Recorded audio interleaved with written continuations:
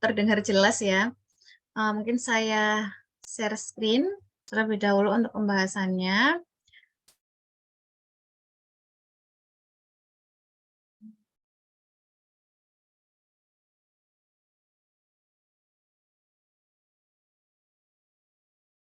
Slide-nya apa sudah terlihat? Sudah, Bu. Ya, oke. Sudah, Bu. Ngapunten disambi dina sore soalnya, Bu. Oh iya, siap ya. Monggo, enggak apa-apa Mbak, sambil mendengarkan enggak apa-apa. Mungkin sebelum kita mulai, mungkin perkenalan terlebih dahulu. Tak kenal maka tak sayang ya, supaya lebih dekat. Perkenalkan, saya Vita, Vita Ratnasari, bisa dipanggil Vita. Nah, ini background pendidikan saya lulusan dari Universitas Erlangga dan Poltekkes Surabaya. Sekarang saya ASN Bidan di Rumah Sakit Suwandi, juga sebagai CI mahasiswa, juga sebagai peneliti klinis di UNAIR gitu. Nah, ini mungkin ada sedikit kata-kata yang dulunya membangkitkan semangat saya, mungkin yang bisa saya bagikan ke teman-teman, mbak-mbak bidan semuanya untuk mencapai menginginkan cita-citanya sebagai seorang ASN seperti itu. Ini motivasi ini dulu diajarkan sama guru saya sewaktu ikut tes ASN juga. Jadi beliaunya bilang gini, menjadi ASN itu adalah efek dari sebuah belajar gitu. Jadi walaupun kita awalnya nggak ngerti, tapi kebutuhan apa yang terus kita gali dan doa panjang yang tiada henti, insya Allah tiada lelah berusaha hingga kita nantinya pulang bawa SK. Itu juga sebagai motivasi dan doa bersama kita semua. Gitu. Mungkin bisa memicu semangat teman-teman untuk terus belajar, terus berdoa untuk mencapai apa yang diinginkan. Seperti itu. Oke, mungkin setelah itu saya akan sedikit sharing. Di sini kita sharing-sharing aja ya. Nanti mungkin mbak-mbak, teman-teman yang jauh lebih lama bekerjanya di puskesmas atau di rumah sakit, nanti kita bisa sharing bersama. Itu. Saya ASN tahun 2019 di Rumah Sakit Suwandi. Jadi mungkin mbak-mbak ini yang lebih lama bekerjanya nanti bisa kita sharing bersama. Gitu. Nah, ini mungkin saya ada sedikit tips ya, gimana sih cara menjawab soal kemampuan teknis di PPPK gitu ya. Rata-rata soal kemampuan teknis di PPPK Bidan, P3K Bidan itu terdiri dari kasus vinyet atau soal-soal kasus seperti itu. Jadi di soal-soal kasus ini biasanya terdiri atas 3 bagian, yaitu soalnya itu sendiri, cerita itu sendiri atau kasusnya itu sendiri, terus ada soalnya, dan yang ketiga ada pilihan jawaban. Itu. Nah, terus gimana sih tipsnya untuk menjawab soal-soal kemampuan teknis seperti itu? Jadi yang pertama yaitu prioritaskan soal-soal yang mudah terlebih dahulu. Jadi biasanya kalau dulu saya diajarkan sama guru saya, sebelum kita waktu kita sebelum kita mengerjakan soal, menjawab soal, kita scanning dulu pada soal gitu. Nah, kita misalnya nih punya waktu untuk menjawab soal kemampuan teknis atau soal kemampuan bidang itu selama 90 menit untuk 100 soal. Nah, kita alokasikan untuk 5-10 menit itu kita lakukan scanning. Scanning itu kita lihat, kita baca sekilas terlebih dahulu. Kira-kira soal mana aja yang mudah dijawab. Seperti itu. Nanti setelah 10 menit pertama, baru kita tahu nih, oh ini kayaknya soal nomor ini susah, membutuhkan waktu lama untuk menjawab. Ya udah, itu dilompati aja. Kita prioritaskan soal-soal yang mudah, karena di soal-soal teknik kemampuan bidang ini alhamdulillahnya itu nggak ada nilai minus kayak itu. Jadi jawab semuanya aja, jangan sampai dikosongi kayak gitu. Setelah itu yaitu perhatikan 3 hal penting. 3 hal penting itu apa aja? 3 hal penting itu meliputi keluhan utama yang ada di soal, terus data-data penting. Data-data penting ini bisa meliputi pemeriksaan objektif, misalnya TTV, terus habis gitu TFU, misalnya seperti itu, terus pemeriksaan penunjang seperti itu. Juga yang terakhir yaitu perhatikan tempat pelayanan kesehatan. Tempat pelayanan kesehatannya di mana, entah itu di Vaskes 1 atau di Vaskes 2 atau 3. Nah, itu juga nantinya akan menjadi mempermudah kita untuk memilih jawaban mana yang sekiranya cocok dengan soal tersebut. Seperti itu. Lalu selanjutnya cari dan perhatikan kata kunci di setiap pertanyaan. Di setiap pertanyaan biasanya nanti ada kata kunci. Jadi dengan melakukan scanning dan scanning itu kita bisa lihat kata kunci di setiap soal itu. Kira-kira kata kuncinya apa aja gitu. Nah, setelah itu bacalah jawaban sebelum menjawab. Jadi kita baca jawaban dulu sebelum menjawab. Terus selanjutnya abaikan jawaban-jawaban yang salah melalui poin 3, 4, 5. Jadi setelah kita membaca jawabannya, dan misalnya kata kuncinya sudah kita temukan kata kunci A gitu. Nah, kita cocokkan dengan pilihannya. Kalau misalnya sekiranya pilihannya itu nggak perlu dibaca semua, jawabannya sudah A, ya udah nggak perlu dibaca semua gitu. Nanti kan juga membuang-buang waktu gitu. Selanjutnya yang ketujuh yaitu selalu update kebijakan dan peraturan pemerintah. Seperti itu. Mungkin kenapa sih saya tadi di soal di form tadi saya menanyakan teman-teman berasal dari instansi mana. Nah itu nantinya buat supaya saya ada gambaran kira-kira teman-teman itu lebih cenderung butuh materi yang seperti apa, seperti itu. Biasanya teman-teman yang ada di Puskesmas atau di Vaskes 1 biasanya rata-rata lebih update kebijakan dan peraturan pemerintah, seperti itu.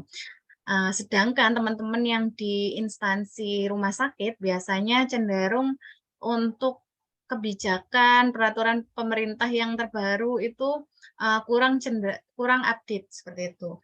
Lain juga dengan misal kemampuan tata laksana seperti itu. Mungkin teman-teman yang di rumah sakit gitu untuk tata laksana kegawat daruratan mungkin lebih tahu daripada teman-teman yang ada di puskesmas seperti itu. Jadi gunanya kenapa saya minta data asal instansi itu supaya bisa memetakan kira-kira teman-teman butuh soal-soal yang seperti apa. Oke, selanjutnya kita masuk ke askep kehamilan. Nah, askep kehamilan ini di setiap kisi-kisi itu biasanya meliputi soal-soal tentang konsep dasar asuhan kehamilan, standar mutu pelayanan kebidanan. Nah, ini biasanya terkait dengan kebijakan sama peraturan pemerintah. Terus apa saja pemenuhan kebutuhan fisik dan psikologis selama hamil, serta asuhan-asuhan kehamilan patologis. Biasanya seperti itu soal-soal yang keluar setiap tahunnya. Nanti kalau misalnya teman-teman ada yang mau ditanyakan, langsung aja bisa di kolom chat atau langsung juga nggak apa-apa. Oke, selanjutnya soal nomor 1. Di soal nomor 1 ini kita mengikuti tips tadi ya. Pertama kita lihat ke keluhan utama. Nah, ini di keluhan utama nggak usah dibaca semuanya. Di sini vaskesnya ada di Poskesdes. Tujuannya apa? Keluhannya untuk kunjungan kehamilan seperti itu. Data-data lain yang ditemukan itu apa? Gerakan janin aktif, DJJ, TTV dalam batas normal, DJJ dalam batas normal, dan balotemen. Terus yang ditanyakan apa? TFU. Nah, TFU ini biasanya berhubungan dengan usia kehamilan seperti itu. Nah, jadi nanti bisa kita lihat aja langsung TFU pada usia kehamilan 24 minggu berapa gitu. Nah, ingat lagi tentang TFU ya, mungkin review. Di TFU itu kita bisa menilai melalui McDonald gitu. Nah, nanti di TFU McDonald ini ada TFU per sentimeter atau TFU yang bayangan gitu. Misalnya sepusat, 3 jari atas pusat, pertengahan pusat, seperti itu. Nah, pada UK 24 minggu, di sini menurut McDonald, TFU-nya teraba tepat di pusat.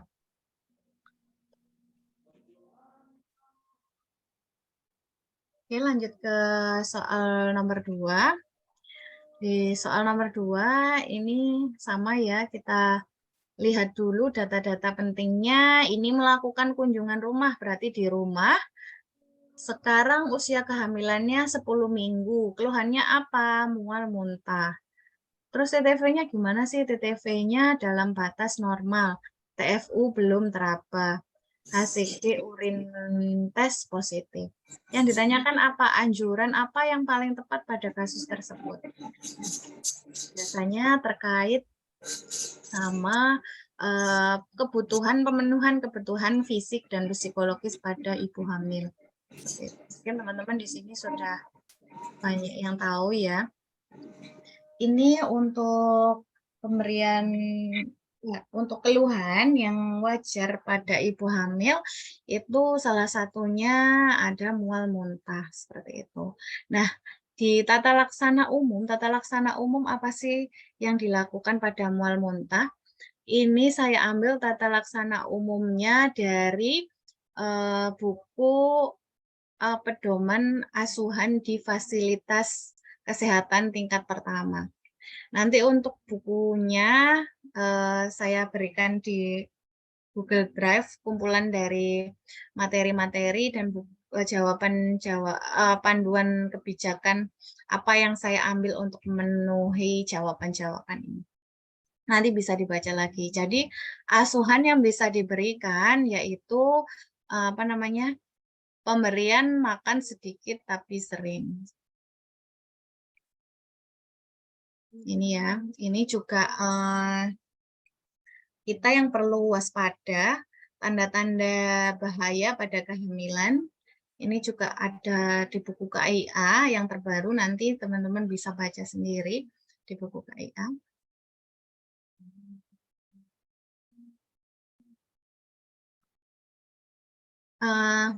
Mbak ini di sini sedang azan, saya izin break dulu untuk azan ya Mbak. Ya, Mbak.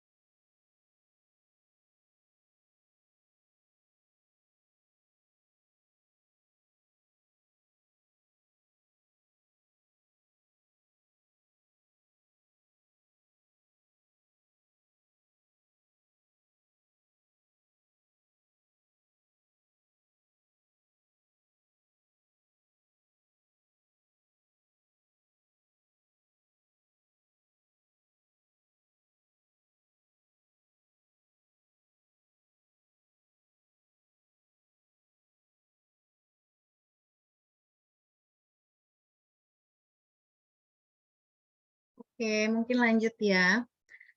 Lanjut ke soal nomor 3. Ini kalau misalnya ada hitungan-hitungan angka gini, biasanya untuk tipsnya langsung aja baca soal, terus sama baca jawaban gitu.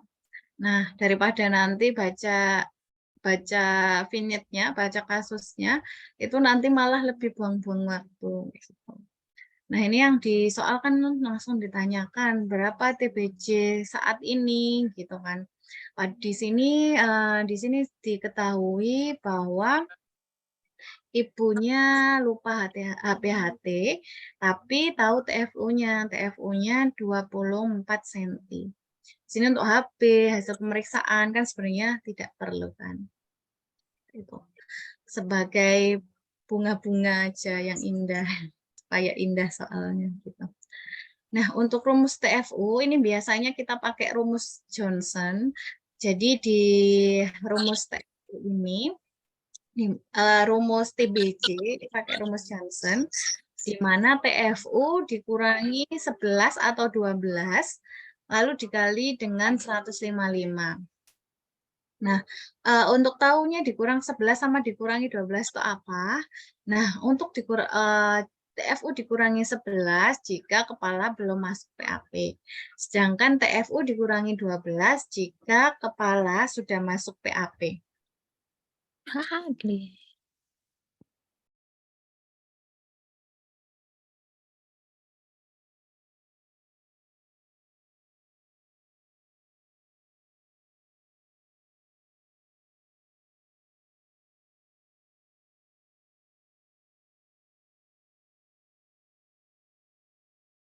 Mohon maaf ke skip.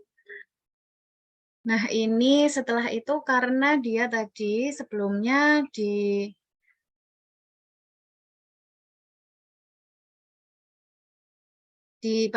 soal ini dia sekarang TFU-nya 24 cm dan nggak ada keterangan sudah masuk PAP atau belum, kita anggap ini belum masuk PAP.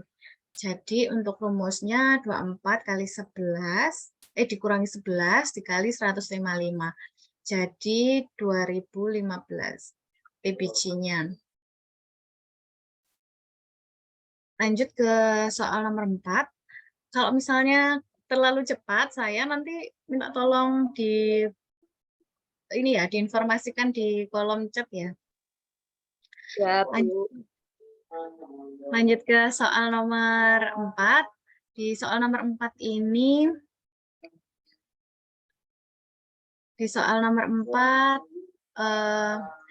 tempatnya di mana? Tempatnya di BBM. Sekarang keluhannya apa? Tidak haid selama 2 bulan.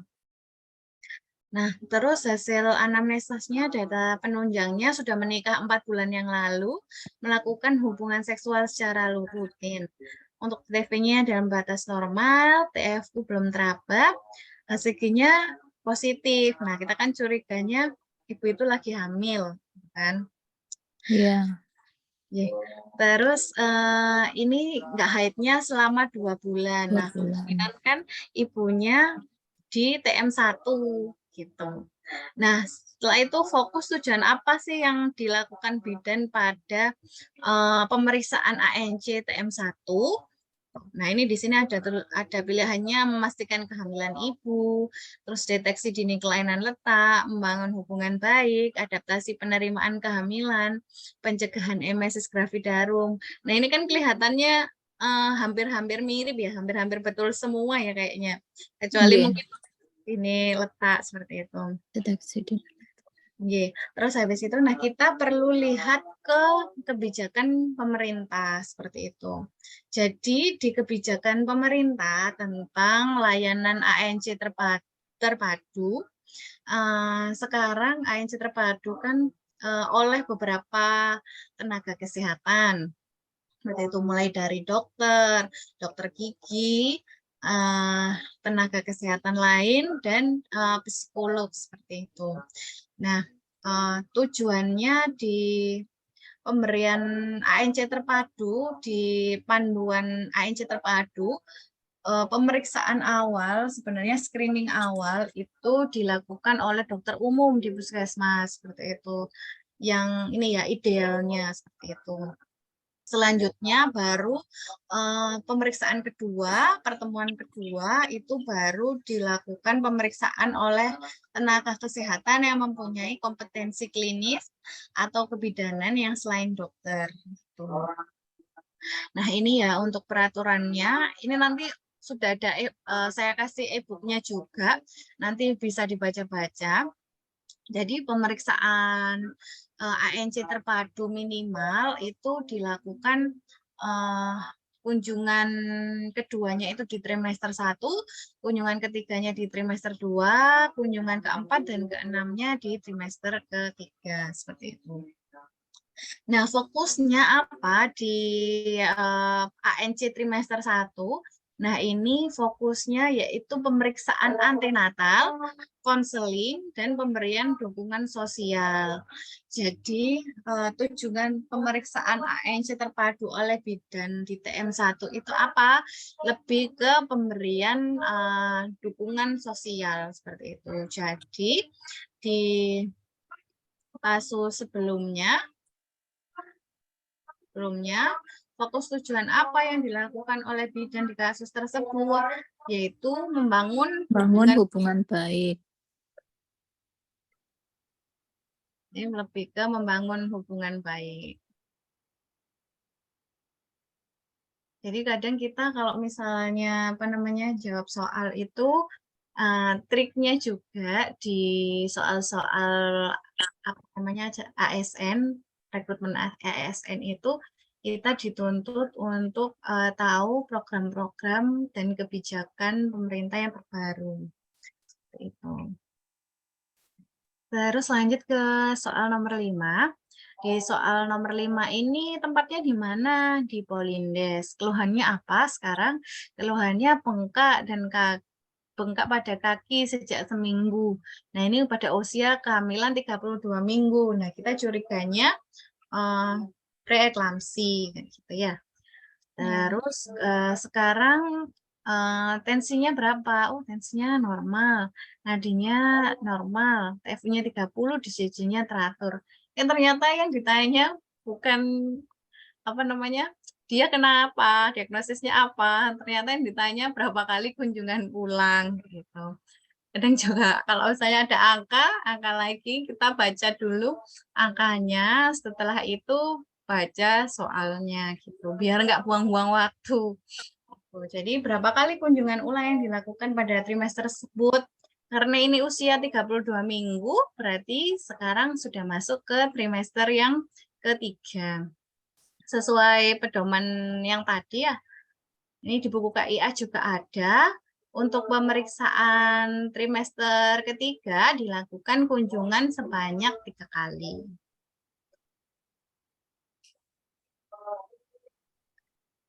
Lanjut ke soal nomor 6. Di soal nomor 6 ini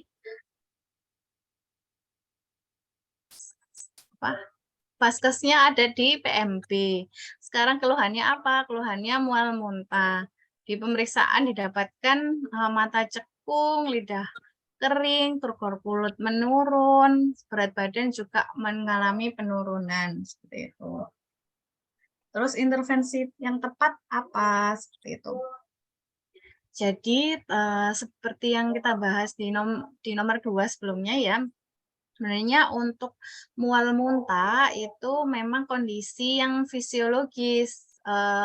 Jika mual muntah itu tidak mengganggu fungsi fisiologis dari tubuh seperti itu. Tetapi jika sudah mengganggu fungsi dari fisiologis tubuh, seperti ini mata cekung, lidahku kering, turgor kulit menurun, berat badan mengalami penurunan, nah itu yang perlu dilakukan tata laksana. Terus intervensi apa sih yang tepat pada kasus tersebut? Gitu ya. Nah ini di buku pedoman pelayanan di Vaskes 1, mual muntah yang perlu tata laksana itu yang derajatnya yang hiperemesis gitu. Nah, tanda gejalanya seperti ini ya, mual muntah hebat, berat badan ada penurunan, terus mulai ada dehidrasi. Dehidrasi kan tadi ini ya, apa namanya? Tandanya mata cekung, turgor kulit penurun, seperti itu. Itu juga sudah masuk tanda-tanda dehidrasi. Itu. Nah, terus apa sih yang harus dilakukan oleh bidan seperti itu?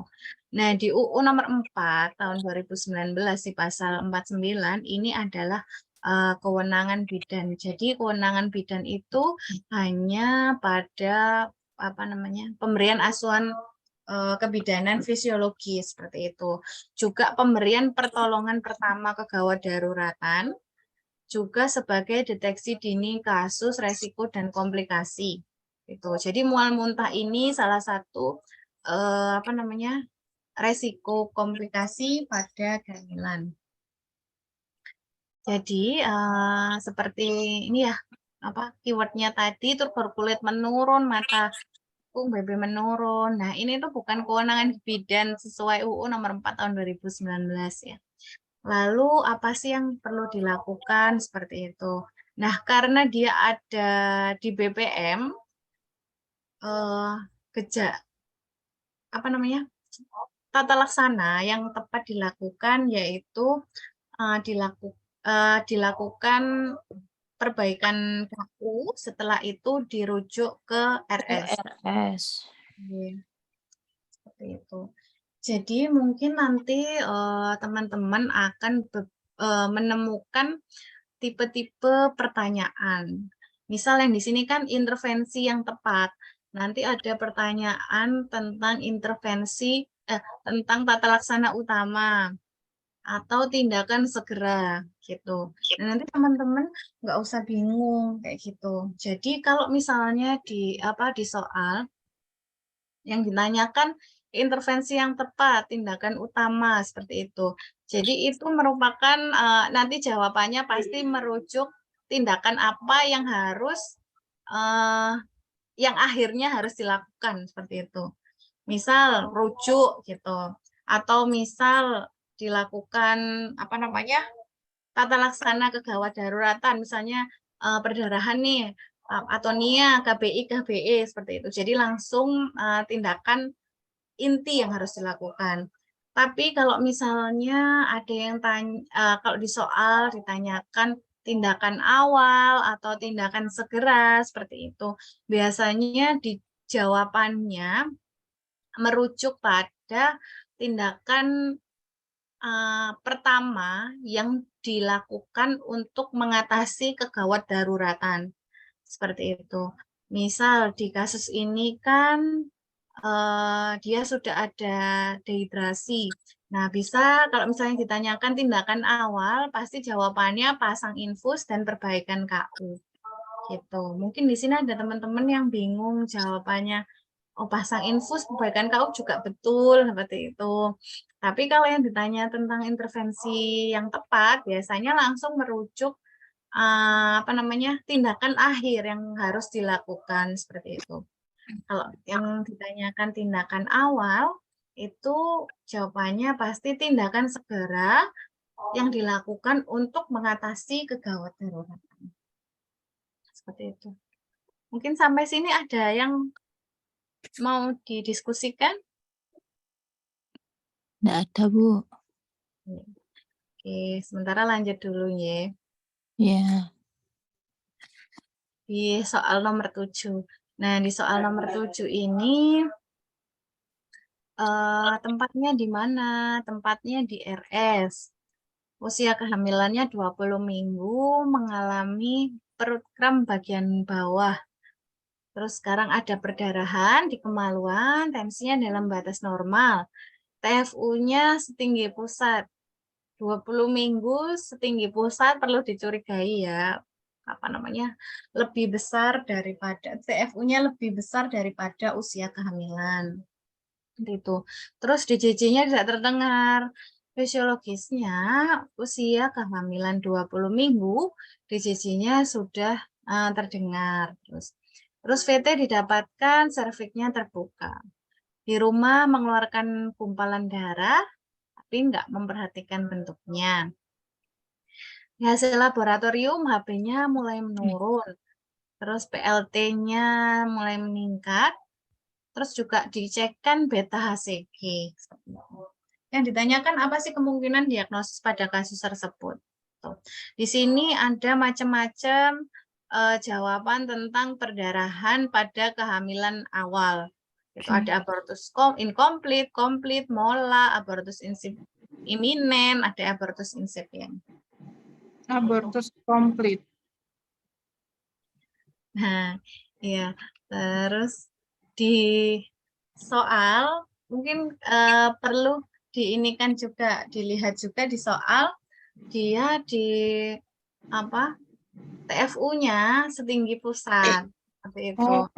Pola hidati dosa. Iya. Jadi apa namanya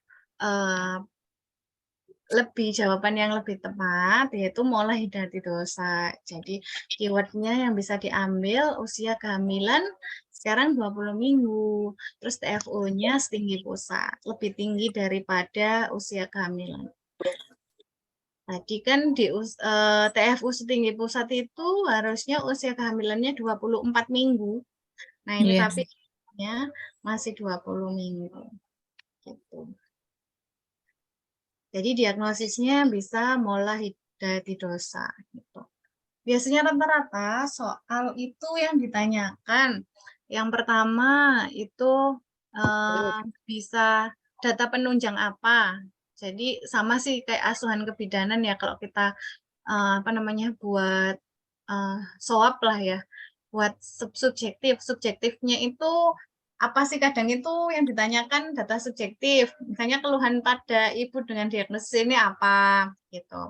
Terus bisa juga ditanyakan data objektif itu rata-rata yang ditanyakan data penunjang, jadi ibu dengan keluhan ini data penunjangnya apa. Terus habis gitu misal screening untuk menunjang kalau misalnya di Gespro ya, untuk menunjang kanker serviks, apa kanker payudara, apa screeningnya gitu ya. Terus juga setelah itu yang diagnosis kayak ini, nanti ditanyakan diagnosis, ada cerita diagnosis pada kasus ini apa juga, dan terakhir penata laksanaan. Gitu. Kalau ke soal-soal kemampuan teknis. Lanjut ke soal nomor 8. Mungkin ada yang mau menebak nomor 8. Ada yang mau volunteer menjelaskan kira-kira apa jawabannya? Nanti kita diskusikan bareng. Preeklamsi sudah pasti. Hipertensi kronik subversif PEB. Bu. Ya. Jadi yang nomor 8 ini kita lihat dulu usia kehamilan. Usia kehamilan sekarang 6 minggu. Terus ditunjang dengan tensinya tinggi. Terus ada protein urinnya masih negatif. Nah, terus satu bulan datang tensinya tambah tinggi, terus ada protein urin. Terus diagnosis pasien tersebut apa gitu ya. Berarti kalau 6 minggu, 1 bulan lagi datang, berarti kan masih kehamilan 10 minggu gitu ya. Nah, terus kita ngobrol tentang hipertensi gitu ya. Nah, hipertensi pada kehamilan ini sebenarnya banyak macamnya ya. Ada hipertensi kronis, hipertensi gestasional, preeklamsi, sama eklamsi gitu. Nah, ini saya buat menurut buku sumber, ini ada untuk lebih mempermudah teman-teman, ini ada tabelnya untuk pembacaan. Nah, di kasus tersebut itu kan masih kehamilan 20 minggu seperti itu. Nah, kemungkinan dia hipertensi kronis seperti itu. Nah, terus yang awal nggak ada protein urin. Terus selanjutnya ada protein urin. Nah, kemungkinan dia hipertensi kronis yang berkembang menjadi preeklamsi preekamsis.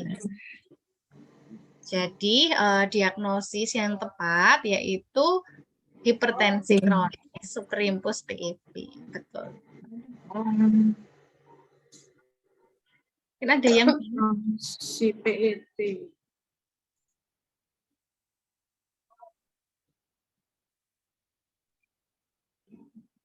bingung? Jadi kalau misalnya ketemu dia masa kehamilannya kurang dari 20 minggu, terus nggak ditemukan protein urin, kayak dia datang pertama kali itu, pertama kali datang sini kan tadi, pertama kali datang kan protein urinnya negatif. Ini bisa aja diagnosisnya hipertensi kronis. Hipertensi kronik.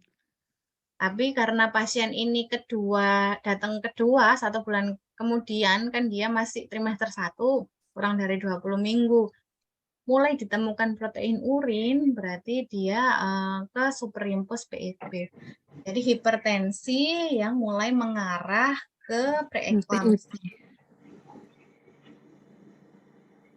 Ditunjang dengan tensinya 100. Mana tadi? Ditunjang sama tensinya yang 180. Hipertensi kronis supersil PEP. PIP.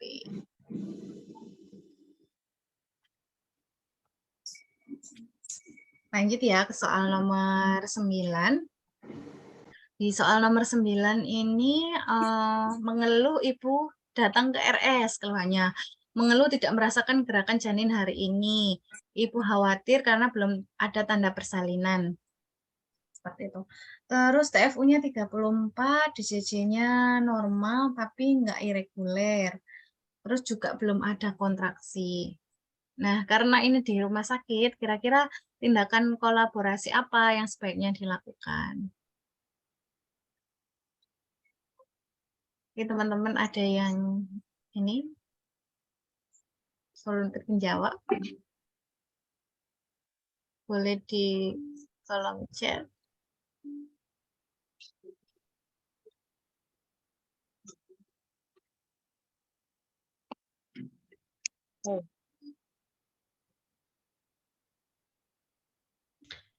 Pemeriksaan CTG.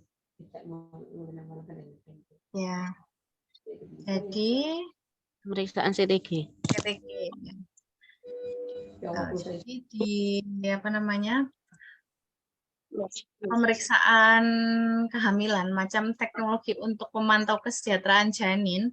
Ya, jadi kenapa sih harus memantau kesejahteraan janin? Karena yang pertama ibunya sudah mulai nggak merasakan gerakan janin. Terus juga DJJ-nya tidak reguler dan belum ada kontraksi kayak gitu. Biasanya kan DJJ irreguler atau tidak reguler itu ditemukan pada saat kontraksi.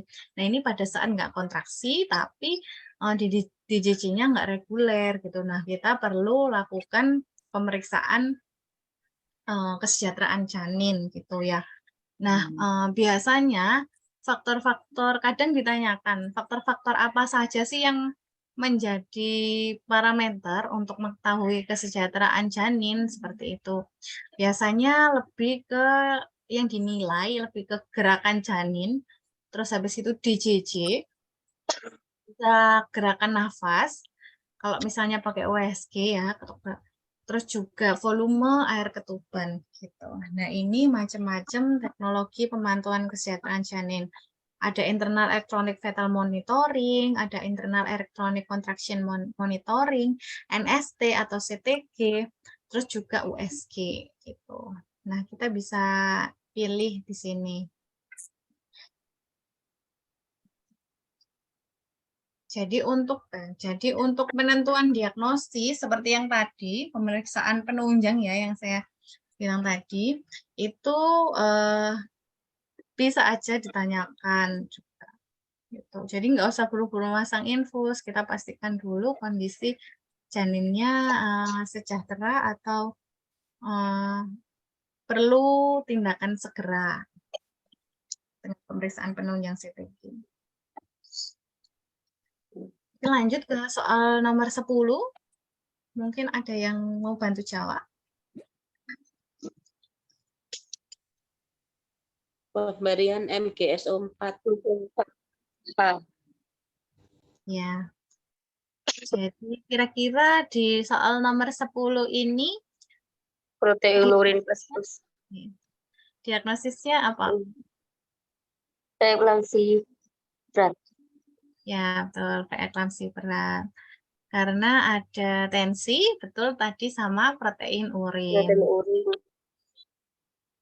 Dan ini juga mulai ada, sebenarnya mulai ada ini ya, apa namanya, impending eklamsi, karena dia mulai sakit kepala, pandangan mata kabur, seperti itu. Nah, karena ini di puskesmas, apa sih tindakan segera yang dilakukan? Tadi betul ya, untuk tata laksana preeklamsi berat itu pertama kali yaitu pemberian MG4 seperti itu. Nah, ini untuk pembeda ya preeklamsi. Kalau dulu ini di buku yang panduan pelayanan fasilitas kesehatan primer, ini tuh masih ada preeklamsi ringan. Cuma sekarang rata-rata buku sumber itu sudah tidak menyatakan preeklamsi ringan, tapi langsung ke preeklamsi gitu. Preeklamsi sama preeklamsi berat klasifikasinya. Itu. Ini juga sudah ada superimpose preeklamsi, hipertensi kronik yang tadi ya, juga ada eklamsi. Nah, ini tata laksana yang biasanya dilakukan di rumah sakit seperti itu. Di vaskes di vaskes primer atau kunjungan pertama di IGD biasanya untuk pasien-pasien PEB itu diberikan MGSO4. Untuk pemberian MGSO4 ini boleh ya oleh bidan di vaskes primer maupun di vaskes sekunder karena ini termasuk kompetensi kegawat daruratan gitu. Itu kadang juga ditanyakan berapa milinya gitu. Kalau yang waktu zaman saya itu pemberiannya langsung ditanyakan nggak langsung pemberian MGO4, tapi kadang langsung ditanyakan berapa dosis yang diberikan, berapa dosis awal yang diberikan, berapa dosis rumatan yang diberikan gitu. Lanjut ke soal nomor 11. Di soal nomor 11 ini ibu datang ke rumah sakit dengan keluhan perdarahan pervaginam, kemerah kehitaman, nyeri perut menetap, gerakan janin sudah mulai nggak dirasakan. Terus komplikasi apa yang terjadi pada kasus di atas? Oke, ada yang bantu jawab?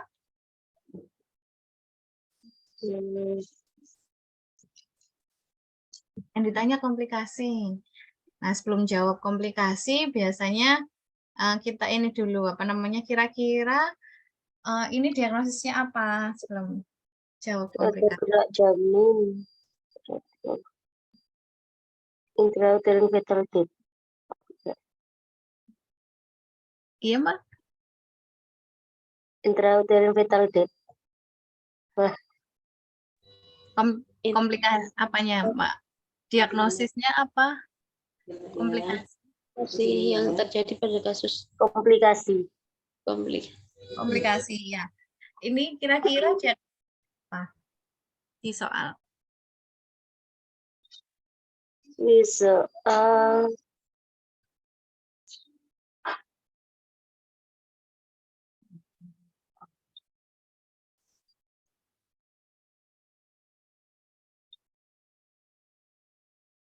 Oke. Nah, betul ya untuk apa namanya komplikasinya tadi sudah betul IUFD karena kenapa bayinya gerakan janin sudah tidak gerak janin. Betul. Bingung antara D sama Betul. Nah, sekarang kita bahas perdarahan-perdarahan pada kehamilan trimester 2 sampai kehamilan akhir ya. Tadi kan sudah ada kehamilan awal, ada abortus, ada mola, ada KET gitu ya. Biasanya di usia kehamilan di atas 22 minggu, biasanya rata-rata perdarahannya itu disebabkan oleh plasenta previa, solusio plasenta, gangguan pembekuan darah, ruptur uteri, atau persalinan yang preterm, seperti itu. Nah, Persentase terbesar perdarahan kehamilan pada usia 22 minggu itu ada di plasenta previa dan solusio plasenta, seperti itu. Recall kembali mungkin ya, untuk plasenta previa biasanya perdarahannya itu ditemukan merah segar gitu. Lain dengan solusio plasenta. Biasanya kalau solusio plasenta ini darahnya rata-rata berwarna kehitaman atau cair. Karena kenapa? Bedanya kalau solusio plasenta itu kan plasenta lepas dari tempat implantasi. Sementara plasenta previa itu plasenta yang menutupi jalan lahir seperti itu. Implantasinya mendekati jalan lahir, bisa menutupi atau sebagian gitu plasenta previa marginalis seperti itu. Nah, rata-rata biasanya kalau ada kontraksi, biasanya ibu dengan kehamilan plasenta previa itu rata-rata mengalami perdarahan dan darahnya merah segar karena dia lepasnya kalau ada kontraksi, timbul perdarahannya kalau ada kontraksi. Beda sama solusio. Kalau solusio ini biasanya sudah lama perdarahan, lepasnya sudah lama. Dan relatif karena plasentanya sudah lepas, akhirnya kan nggak ada asupan cair, oksigen, asupan nutrisi ke bayi, sehingga komplikasinya salah satunya terjadi IUFD. Kayak gitu. Sedangkan kalau plasenta previa biasanya relatif kondisi janinnya masih variabel, masih baik. Gitu. Ini nanti ada di buku panduan asuhan kesehatan primer. Ini normalnya kalau solusio plasenta itu mulai ada yang terlepas. Seperti itu. Salah satu komplikasinya adanya kematian pada janin. Lanjut ke soal nomor 12. Di soal nomor 12 ini, Ibu Primi Gravida usia 2 bulan, tempatnya di mana? Di RS. Keluhannya sekarang nyeri perut bagian bawah, mengeluarkan bercak berwarna coklat tua, terus sekarang nggak ada pembukaan serviks. Juga terdapat nyeri goyang porsio. Di Douglas fungsi darahnya nggak membeku. Di PP tes positif. Nah, apa penyebab keluhan pada kasus tersebut? Mungkin ada yang bantu jawab.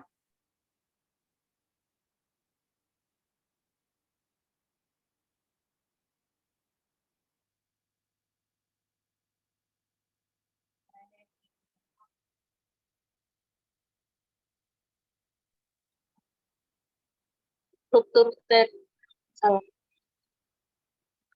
Kira-kira diagnosisnya apa, Mbak? KET.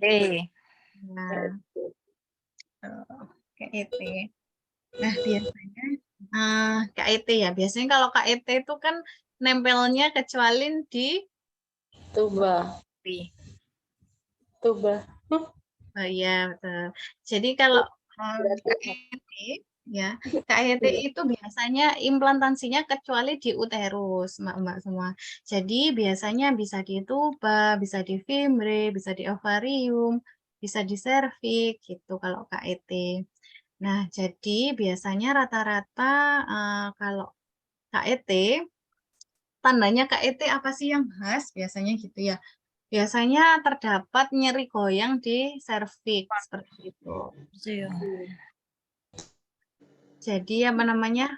Karena dia nggak implantasi di rahim. Jadi kalau misalnya implantasi di rahim itu kan lebih tebal ya. Rahim lebih tebal daripada bagian uterus yang lain. Jadi ketika dia serviksnya itu dirangsang rata-rata nggak nyeri. Tapi kalau di pasien KET, kalau di serviksnya dirangsang digoyang rata-rata memang nyeri. Tuh. Nah, komplikasinya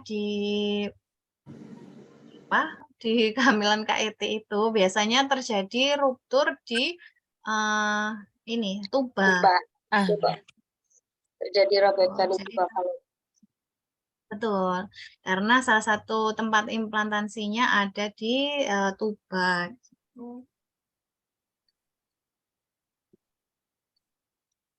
Jadi nyerinya karena ruptur ada di tubuh.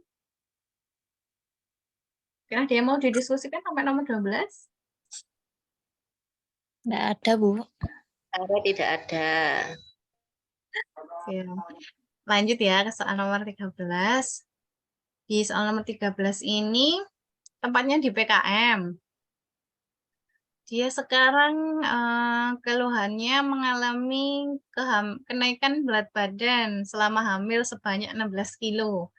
Terus apakah pemeriksaan penunjangnya? GDP, Bu. Ya, Dan 2 jam PP. ya. Kemungkinan diagnosisnya apa? DM stasional. mellitus. Ya, kemungkinan diagnosisnya diabetes gestasional. Nah, biasa ya diabetes gestasional ini juga termasuk program ini apa namanya program tata laksana pemerintah juga ya, salah satu program tata laksana pemerintah yang lagi digaungkan itu selain preeklamsi. Nah, di diabetes gestasional ini biasanya pasien-pasien itu mengalami kenaikan berat badan yang cukup banyak seperti itu. Nah, ini juga ada tanda-tandanya, sering buang air kecil, merasa haus, lelah, penglihatan buram, mulut terasa kering, seperti itu. Nah, biasanya untuk tata laksana diabetes mellitus gestasional itu ya salah satunya pemeriksaan gula darah, betul. Kalau di Vaskes pertama itu mungkin cukup dengan GDP sama gula darah 2 jam PP seperti itu. Biasanya kalau misalnya tinggi itu dilakukan ATTGO. Jadi nanti untuk kita sebelum jawab soal juga dibaca kembali ini letaknya ini pasien ini sekarang sedang di mana, di puskesmas atau di rumah sakit seperti itu. Soalnya kadang juga ada jawabannya dua, pasien itu di puskesmas sekarang di rumah sakit, tapi pilihan jawabannya itu ya TTGO ya GD 2 jam PP. Kadang kalau bingung mungkin terkecoh dengan gula darah 2 jam, gula darah puasa sama gula darah 2 jam PP. Tapi sebenarnya TTGO kalau di rumah sakit lebih diutamakan. Atau HbA1c. Kalau kemarin tuh sempat apa namanya? Teman-teman yang kemarin ikut tes ketiga itu juga cerita. Kalau misalnya jawabannya ada gula darah puasa juga ada TTGO. Jadi kalau misalnya di rumah sakit, ya lebih aja jawab TTGO. Kalau misalnya ada di vaskes pertama, bisa jawabannya gula darah puasa. Jadi lebih ini lagi, apa namanya, lebih teliti lagi. Lanjut ke soal nomor 14. Di sini Ibu posisinya di mana? Di Puskesmas Ponet. Sekarang keluhannya sering pusing, terus badannya lemes gitu. Terus konjungtivanya pucat. UK sekarang 22 minggu. HB-nya 6 gram. Terus tata laksana apa pada kasus tersebut? Rujuk ke RS. Betul. Kalau nanti ini kira-kira diagnosisnya apa, Mbak? Anemis. Iya. Anemia. Ya, betul. Diagnosisnya anemia berat. Gitu. Jadi ini ada klasifikasi WHO ya untuk anemia mulai dari ringan, sedang sampai anemia berat gitu. Nah, ini juga ada referensi tentang tata laksana apa aja untuk anemia. Nanti bisa dibaca-baca di buku fasilitas pelayanan Vaskes 1. Seperti itu. Jadi memang tata laksana untuk anemia HB kurang dari 7 yaitu dilakukan transfusi darah seperti itu. Nah, karena dia di Puskesmas Ponek, jadi harus kita rujuk. Oke, lanjut ke soal nomor 15. Seorang wanita hamil datang ke klinik bidan, posisinya klinik bidan. Keluhannya apa? Khawatir akan kehamilannya yang besar, namun kehamilannya baru 20 minggu. Terus sekarang keluhannya sesak, mual, TFU tidak sesuai dengan usia kehamilan, ada kelainan letak anak, ketika diauskultasi, DJJ, sukar didengar. Seperti itu. Nah, diagnosis apa pada kasus tersebut?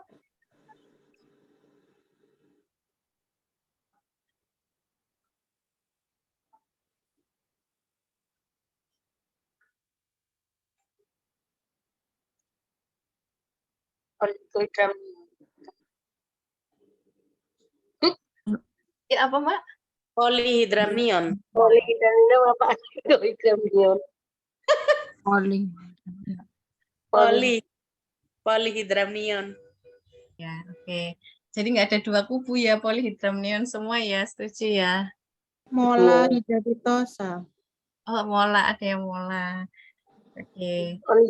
Polihidramnion. Ada juga. Kita bahas bareng ya, Mbak. Nah, mungkin agak bingung ya, ada mola, ada poli. Mungkin terkecohnya di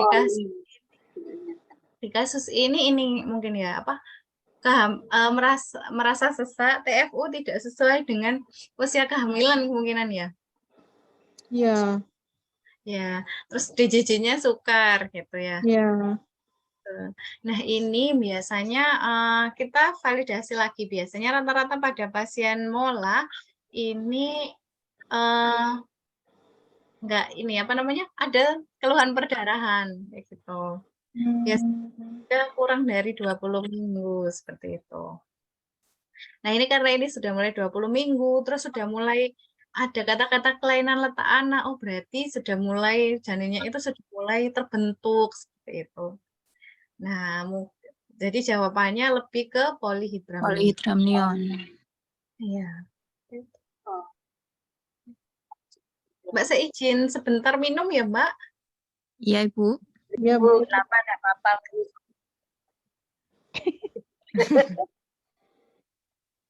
Monggo Mbak Rina, Mbak Resti diminum dulu.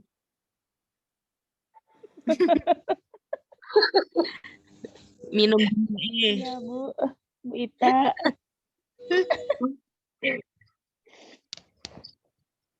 Kita pesertanya cuma 3. Oh, Iya lah, Mbak. setebak. Banyak. Oke. Yang aktif. Suara yang terdengar hanya suaranya Mbak Rina sama Mbak Resti.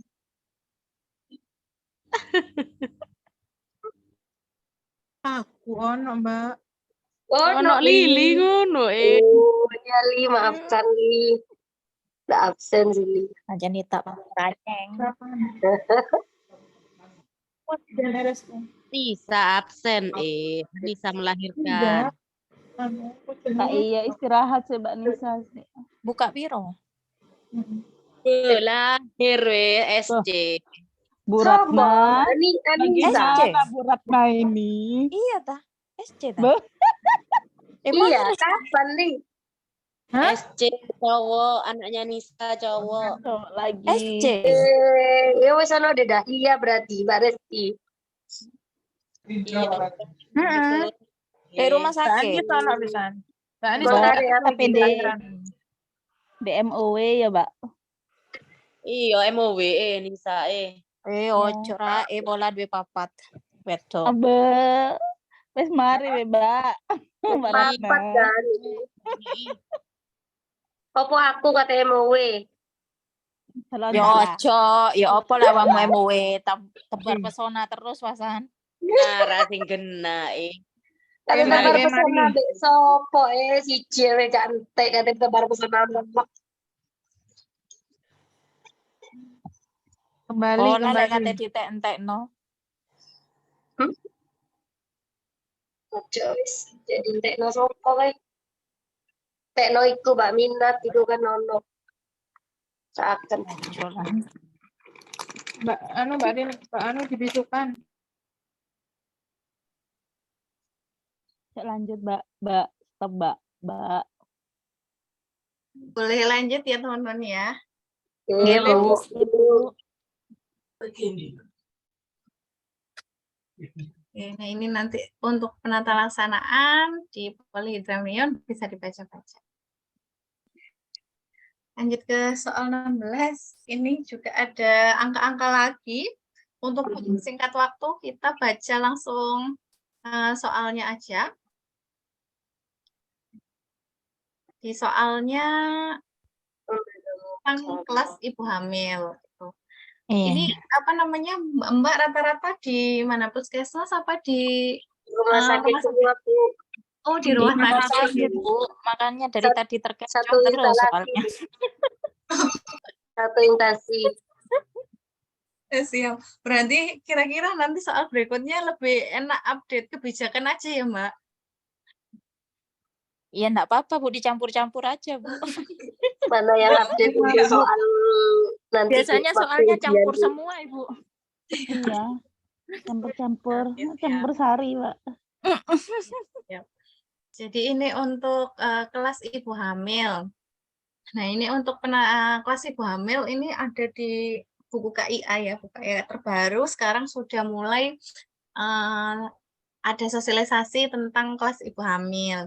Jadi ini adalah yang di sebelah kiri itu adalah pedoman pelaksanaan kelas ibu hamil. Nanti di bukletnya juga saya kasih untuk pedoman pelaksanaan kelas ibu hamil. Biasanya kelas ibu hamil itu minimal dilakukan selama 4 kali. Sesuai kesepakatan. Terus jadi jawabannya dilakukan selama 4 kali. 4 kali. Berarti. Nah, ini untuk askep kehamilan. Untuk askep kehamilan mungkin ada yang mau di-sharingkan kah? Oke. Lanjut sudah, Bu. Ya. Oke, selanjutnya tentang askep persalinan. Nah, di askep persalinan biasanya rata-rata soalnya apa aja sih? Biasanya meliputi dari konsep dasar asuhan persalinan itu sendiri. Misalnya asuhan persalinan itu meliputi kala-kalanya, kala berapa aja gitu. Terus perubahan fisiologis dan psikologis. Ini terkait biasanya tentang HIS-nya, pemeriksaan HIS, seperti itu, kebutuhan pada saat ini apa namanya bersalin seperti itu. Terus habis gitu faktor-faktor apa yang mempengaruhi persalinan seperti power, feces, passengers seperti itu. Terus juga ada komplikasi penyulit pada persalinan seperti itu. Nah, lanjut ke soalnya. Soal yang pertama, di sini ibunya vaskesnya ada di BPM. Sekarang keluhannya apa? Keluhannya mules, gitu. Mules tidak tertahankan sampai sakit pinggang. Terus sekarang minta digosok seperti itu. Tapi tensinya dalam batas normal, kontraksinya juga masih 3 kali 40. Sekarang PT-nya buka 6. Nah, yang ditanya asuhan apa yang paling tepat pada kasus tersebut? Melibatkan suami dan manajemen pengurangan nyeri. Ya, betul. Jadi kita ke ini apa namanya?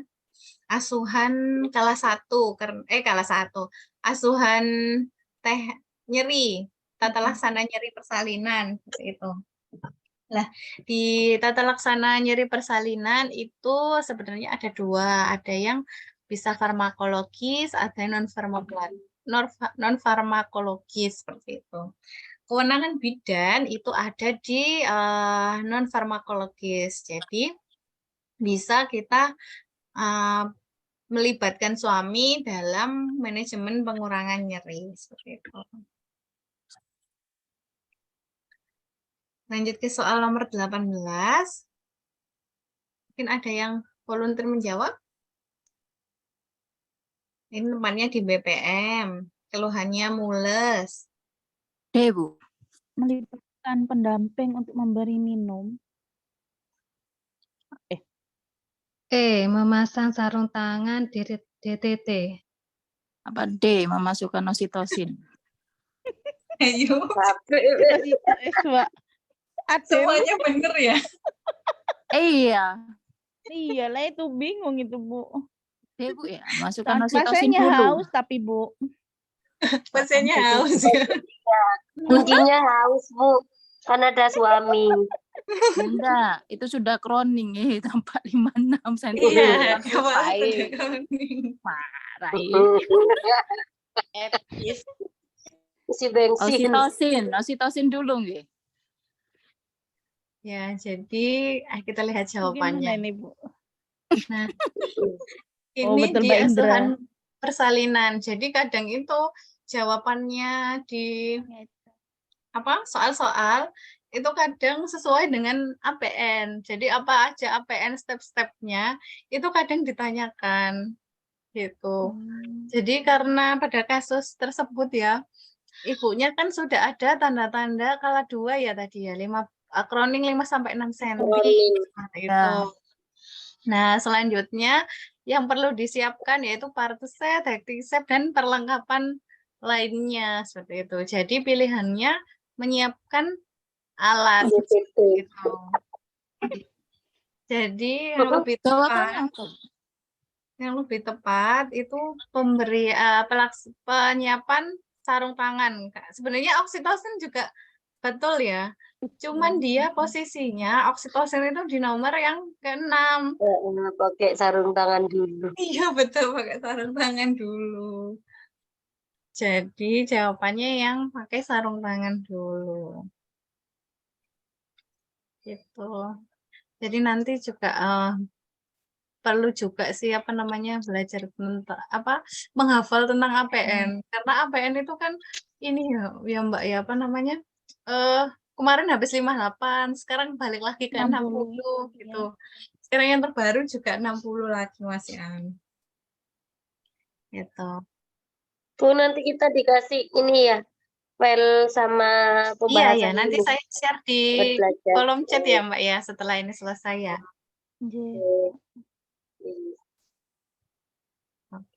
Lanjut ke soal nomor 19. Di soal nomor 19 ini posisinya ibu sekarang kalah 2 di BPM. Terus tensinya dalam batas normal. Kepala janin sudah terlihat perineum kaku. Langkah apa yang dilakukan? Epis, Bu, episiotomi. Ya. Ya, betul ya, dilakukan episiotomi. Jadi ini sebenarnya sekarang itu episiotomi kan tidak dianjurkan rutin ya, karena asuhan sayang ibu, program visi misi Kemenkes ya. Cuma ada indikasi dilakukan episiotomi, yaitu perineumnya rigid atau kaku, terus ada gawat janin, ada janin makrosomia, atau tindakan operatif pervaginam. Tindakan operatif pervaginam ini biasanya kayak vakum, forceps, gitu. Nah, ini juga kadang ditanyakan arah episiotominya. Kita lanjut ke soal nomor 20 ya. Di soal nomor 20 ini ibunya ada di mana? Di BPM. Sekarang keluhannya keluar lendir darah. Sekarang VT-nya pembukaan 6. Porsio tipis lunak, ketuban utuh 4 jam. Iya, betul. Ini sepertinya Mbak-mbak di VK semua ya, Mbak? Di ruang bayi. Enggak, Bu. Nyebar, Bu. Ada di ruang bayi, ada di laboratorium. Nyebar di mana-mana, Bu. Wah, luar biasa ini. Ada di ruang anak. Luar biasa. Nanti saya belajar sama mbak-mbaknya ini kalau misalnya asuhan-asuhan yang lainnya. Ya, ini di penilaian sama intervensi di kelas 1 ya, nanti ada di buku asuhan pemberian pelayanan di fase 1 ya.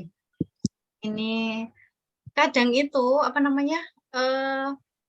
kalau yang di VK mungkin ya ada yang pedoman rumah sakit, SOP rumah sakit itu yang berbeda sama SOP nasional gitu. Kadang ada teman-teman yang bingung gitu. gitu.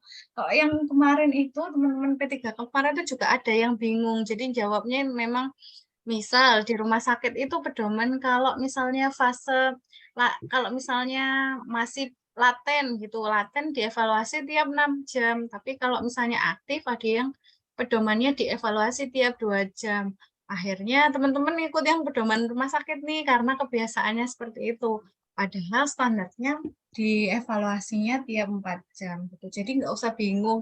Intinya eh, semua atribut regional itu kita membawa rumah sakit, membawa puskesmas, pedoman SOP di rumah sakit, di puskesmas kita tinggalin dulu. Kita ikut pedoman nasional karena P3K itu kan seleksi nasional. Beda lagi kalau misalnya ada seleksi rumah sakit gitu kita masih ngikut SPO rumah sakit. Tapi karena P3K seleksi nasional jadi ikut aja pedoman nasional. Bisa bingung.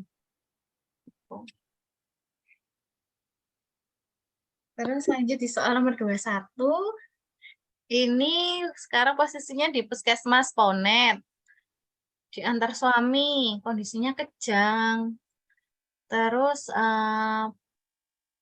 dibebaskan jalan nafas, dilakukan injeksi MGS-4, di VT pembukaan 9. Merujuk pasien. Merujuk.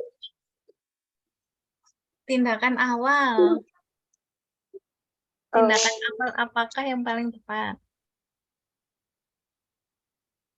Merujuk nggak Bu? Kamu mecah ketuban. Menstabilkan pasien. Ada tiga kubu ini, ada yang menstabilkan, ada yang memecah ketuban, ada yang Merujuk. gitu ya. Ini ya jawabannya mirip-mirip ya, ada yang menstabilkan, ada yang memecahkan ketuban, ada yang merujuk gitu. Nah, sebenarnya seperti yang saya sampaikan tadi, intinya kalau misalnya ada pertanyaan tindakan awal itu tindakan-tindakan apa saja yang dilakukan untuk mengurangi atau melakukan tata laksana kegawat daruratan seperti itu. Kalau dia pertanyaannya intervensi yang tepat, tindakan utama, itu jawabannya konklusi atau kesimpulan dari tata laksana. Gitu. Jadi, di soal nomor 21 ini lebih ke menstabilkan pasien dulu, karena dia tindakan awal yang ditanyakan. Seperti itu. Jadi, tata laksana eklamsi ini di buku pelatihan Ponek. Tata laksana eklamsi itu pertama stabilkan pasien sama pemberian MGS-4. Gitu, sebentar. Terus baru dilakukan rujukan seperti itu. Tapi nanti kalau pertanyaannya intervensi yang tepat atau tindakan utama, memang betul jawabannya langsung rujuk gitu. Tapi kalau ditanyakan tindakan awal atau tindakan tindakan awal atau tindakan pertama itu lebih ke ini menstabilkan pasien terlebih dahulu. Ya, itu yang mengecoh, Bu. Iya, kadang itu ya kita harus banget buat. Saya pikir tindakan awal sudah MJS 4 di soal. Langsung rujuk. Padahal di atas sudah dikasih ini ya MGS 4. Ternyata perlu stabil pasien dulu gitu. Mungkin kalau misalnya ada tindakan meminta bantuan, mungkin jawabannya akan meminta bantuan. Karena yang pertama memang meminta bantuan ya.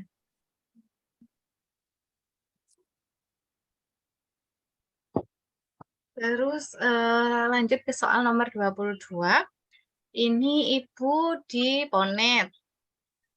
Terus sudah memimpin kepala, tapi kepala nggak bisa putar paksi. Dagu menekan perineum. Tindakan segera yang dilakukan.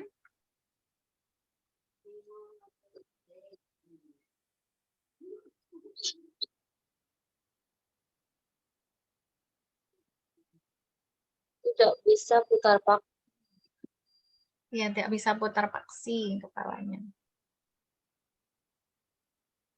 Manuver Manuver. Macrobet. Ya. Memutar. Diagnosisnya apa?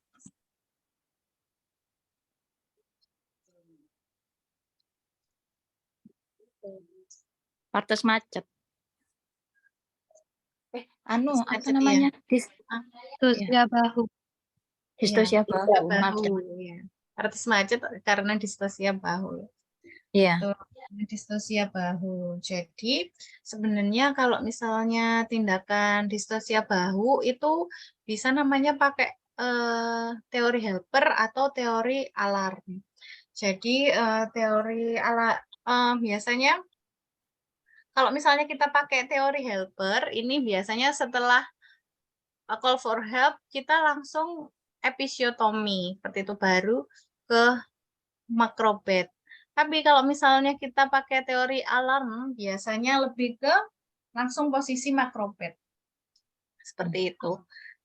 Jadi di sini ada dua jawaban ya, sebenarnya bisa pakai episiotomi atau pakai manuver makrobed seperti itu. Tapi biasanya normalnya kalau misalnya soal-soal itu kalau dia distosia bahu itu pilih aja yang manuver makrobed.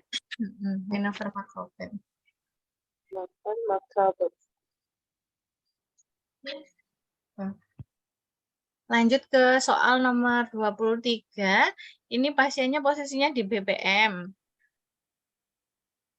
TFU-nya 34, kepala pembukanya sudah lengkap. 2x2 ya. Terus dipimpin selama 1 jam belum menunjukkan kemajuan persalinan. Tindakan apa yang paling tepat sesuai kasus tersebut? Lakukan rujukan. Ya, karena kata kuncinya Sudah 1 jam. sudah 1 jam. Dia multigravida. TFU-nya 34 cm. Oh, curiganya? Bayi besar.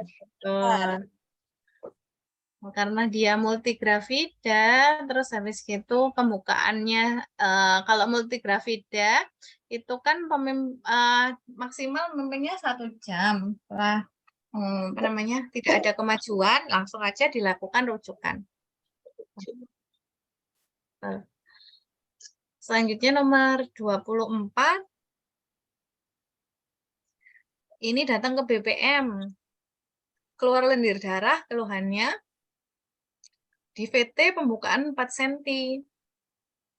Informasi apa yang paling awal diberikan? Hasil pemeriksaan. Teknik relaksasi tahu. Posisi Hasil persalinan. pemeriksaan. Nah, ada 3 kubu. Ada hasil pemeriksaan, teknik relaksasi, sama posisi persalinan.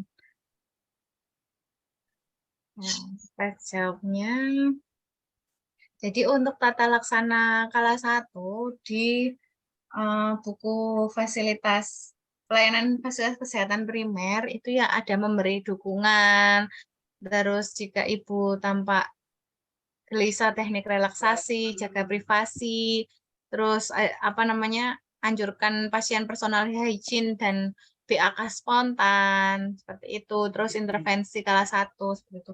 Tapi paling awal yang diberikan itu yaitu hasil pemeriksaan dulu. Kita jelaskan dulu hasil pemeriksaan dulu baru dilakukan tata laksana.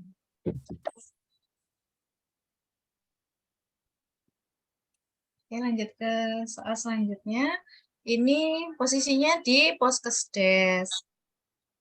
Terus keluhannya keluar lendir darah dari vagina, pembukaannya 6 cm, ketubannya utuh. Stationnya 2. Bendel. Ring bendel. Ya. Curiganya apa? Curiganya kontraksi uterusnya 3 kali 10-45. Ya. Dan sutura sagitalisnya tumpang tindih. Ya, oke. Berarti ini ya, kita untuk tanda-tanda observasi persalinan itu pakai partograf seperti itu. Kalau di rumah sakit Mbak masih pakai partograf juga ya Mbak? Masih, Bu. Masih ya. Iya.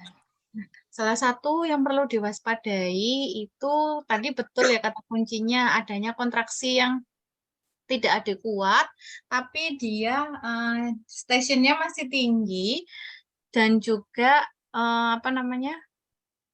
ini mulai ada sutura segitilis tumpang tindih seperti itu. Kemungkinan dia bisa disproporsi cephalopelvic atau CPD gitu bisa.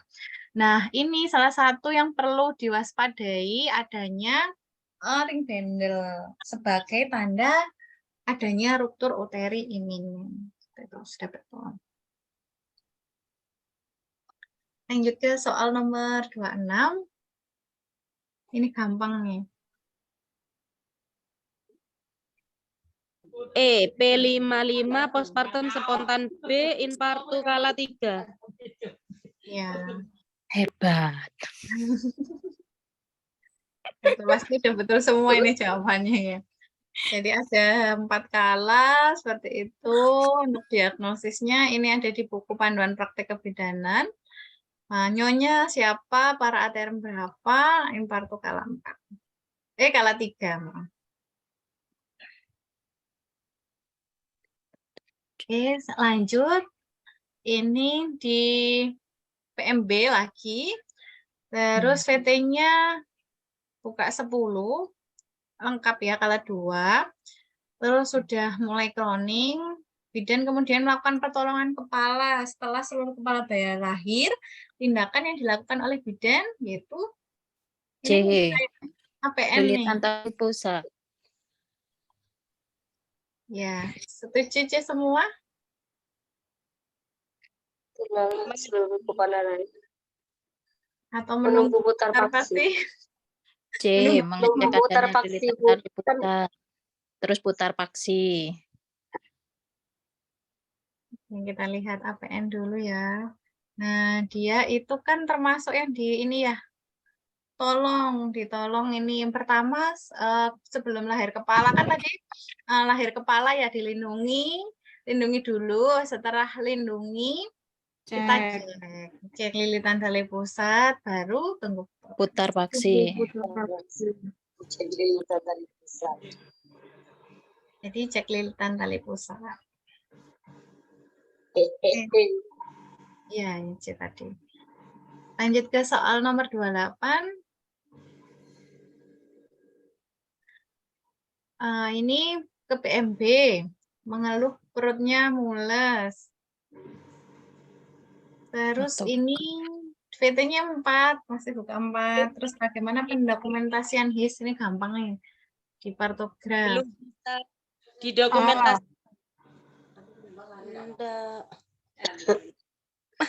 Kenapa? Belum bisa didokumentasikan, Bu.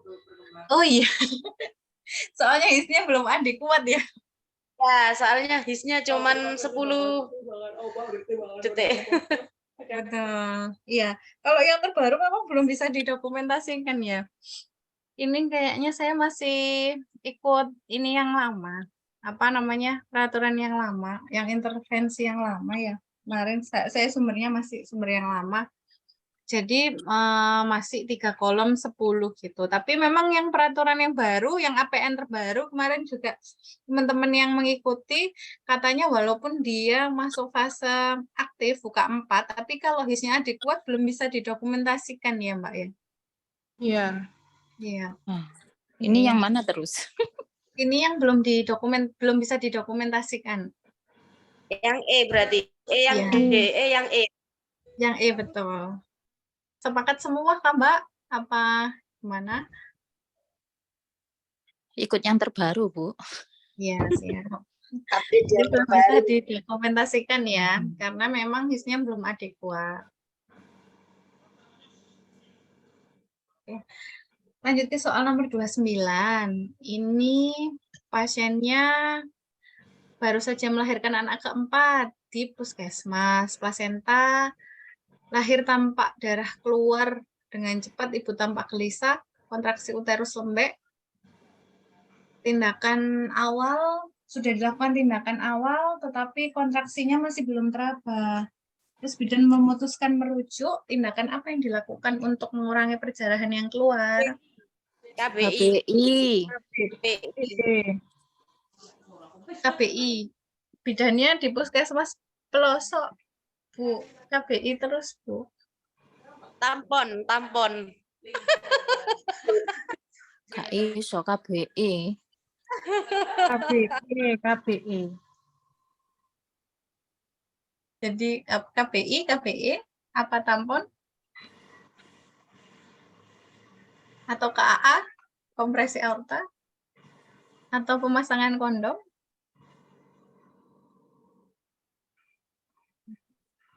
Bingung ya. Jadi, nah ini untuk perdarahan, penanganan penyebab perdarahan pasca salin dulu lah ya. Penyebab perdarahan pasca salin itu ada atonia, ada retensio plasenta, sisa plasenta, robekan jalan lahir, seperti itu ya. Ada yang kalau dulu kita kenalnya 4T, tonus, tisu, trauma, trombin, gitu ya. Terus ini juga tata laksana dari atonia uteri. Jadi khasnya dari atonia uteri itu apa? Perdarahannya segera setelah lahir dan uterusnya langsung nggak berkontraksi atau lembek seperti itu. Nah ini untuk tata laksana ya, untuk tata laksana ini lakukan KBI, lakukan KBE seperti itu. Nah terus habis gitu dilakukan rujukan seperti itu. Tapi kalau misalnya dia posisinya di puskesmas yang jauh, kita ada alternatif lain namanya pemasangan kondom kateter. Itu. Jadi kalau misalnya jauh, kalau kita lakukan KBI sama KBE kan nggak memungkinkan ya, apalagi kalau bidannya yang jaga satu gitu di puskesmas. Satu terus lama misalnya 3 jam, 4 jam gitu KBI terus kan nggak memungkinkan. Jadi alternatif lain sekarang untuk pedomannya bisa melakukan pemasangan kondom kateter. Jadi pakai kateter yang biasa, diisi balon biasanya sampai 50 cc, gunanya dia menekan uterus di bagian dalam. Jadi supaya kontraksi pembuluh darahnya akhirnya mengecil. Ya, jadi ini memudahkan untuk bidan-bidan yang ada di tempat-tempat yang jauh, di tempat-tempat pelosok itu bisa melakukan pemasangan kondom kateter sementara dilakukan transportasi rujukan. Seperti itu. Nah, ini akhirnya kalau misalnya di rumah sakit, kalau misalnya perdarahannya nggak teratasi, biasanya bisa dilakukan ini penjahitan di uterus. Jadi gunanya kayak uterus itu dijahit, diremas, diperas secara manual. Jadi selain tindakan histerektomi terakhir, biasanya dilakukan tindakan dulu pengikatan di uterus ini untuk kontraksi. Apalagi kalau misalnya ibu-ibu dengan primigravida itu kan kasihan juga kalau misalnya langsung histerektomi. Biasanya dokter-dokter pakai alternatif yang ini. Diikat uterusnya untuk menimbulkan kontraksi. Lanjut ke soal nomor 30. Ini posisinya ibu melahirkan di RSIA. Sekarang observasi kala 4. Perdarahan banyak dan mengalir deras. Dilakukan tindakan, bidan mencari penyebab perdarahan. Asuhan apa yang dilakukan bidan untuk deteksi awal penyebab perdarahan? Kontraksi uterus. Memeriksa kontraksi uterus. Deteksi awal penyebab perdarahan. Oke, deteksi awal. Tinggi Pemeriksaan plasenta. Utuh apa enggak? Di kala 4. Kala 4. Tinggi fundus. Kontraksi. Bingung nih Bu. Antara Kontraksi. Plasenta kan wes kala 4, Mbak. Plasenta kan Nah, sudah iya. dibungkus-bungkus ya. Kita Ya. cek plasentanya. Antara kontraksi sama tinggi fundus. Tinggi fundus atau kontraksi ya. Kontraksi. Nah, ini di observasi kala 4 ya, biasanya di pemantauan kala 4 itu salah satunya ini untuk pencegahan perdarahan ya. Sebenarnya ini dilakukan yang di gambar sebelah kanan itu ini adalah evaluasi, semuanya ini adalah evaluasi yang dilakukan di kala 4. Ini APN-nya. Ringkasnya, ini jabaran di fasilitas di buku Vaskes primer gitu. Jadi lebih dilihat ke pemantauan kontraksi. Jadi kalau misalnya kontraksinya baik, biasanya otomatis TFU-nya kan ini ya, apa namanya, mengikuti kayak gitu. Bisa kadang itu bisa kontraksinya baik, tapi TFU-nya masih tinggi. Ternyata kan kandung penuh gitu. Tapi utamanya lebih dilihat ke kontraksi gitu. Oh iya. Jadi ke kontraksi uterus. Ya, untuk ini algoritma perdarahan pasca salin. Kalau nanti ditanya ini apa? Tata laksana atonia, robekan jalan lahir, pasien red plus gitu. Lanjut ke soal nomor 31, ini Nyonya L usia ini hamil anak ke-1, datang ke RF riwayat DM. Saat ini infartu kala 3,